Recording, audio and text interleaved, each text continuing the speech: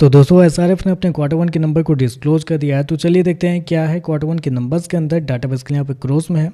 तो देखिए पिछले क्वार्टर में कंपनी ने 4,313 करोड़ का रेवेन्यू जनरेट किया था ऑपरेशन के थ्रू। पिछले साल 3,464 करोड़, जबकि अभी देखें तो 3,818 करोड़ आपको जाता हुआ देखने को मिला। तो साल दर साल जाते हैं तो साल दर साल कंपनी के रेवेन्यू के अंदर लगभग 10% के आसपास की तेजी आपको देखने को मिली। वहीं अगर क्वार्टरली बेस पे जाते हैं तो क्वार्टरली बेस पे गिरावट आपको देखने को मिली। लगभग 12% के आसपास की गिरावट है, लेकिन बेसिकली केमिकल सेक्टर की कंपनी है। तो ऐसे में क्या करना रहता है, ऐसे में आपको साल दर साल जज करना रहता है, क्योंकि इनके जो बिजनेस है वो सीजनेबल होते हैं। तो ऐसे में आपको साल दर साल देखें तो कंपनी का रेवेन्यू आपको बढ़ता हुआ देखने को मिल रहा है। कंपनी शो किया 3,818 करोड़ के आसपास का रेवेन्यू इस क्वार्टर में, जबकि मार्केट का अनुमान था लगभग 4,250 करोड़ के आसपास। तो रेवेन्यू देखें तो अभी भी बहुत कमजोर आपको देखने को मिले, बिलो एस्टीमेट आपको देखने को मिल रहा है।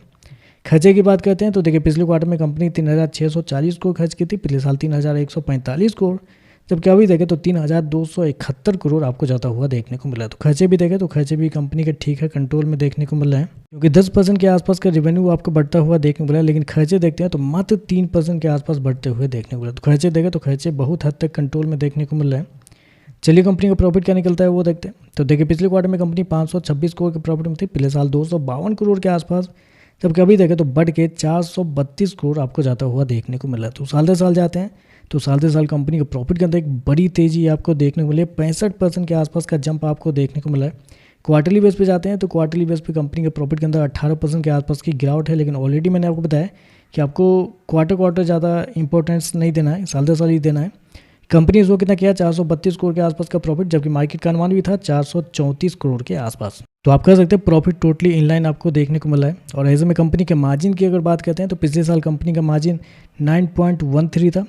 पिछले क्वार्टर की बात करते हैं तो पिछले क्वार्टर में 12.19 के आसपास था, जबकि इस क्वार्टर में देखते हैं तो कंपनी का जो मार्जिन है वो आपको 11.31 आपको जाता हुआ देखने को मिला। तो मार्जिन देखें तो आपको साल दर साल बढ़ते हुए देखने को मिल रहा है।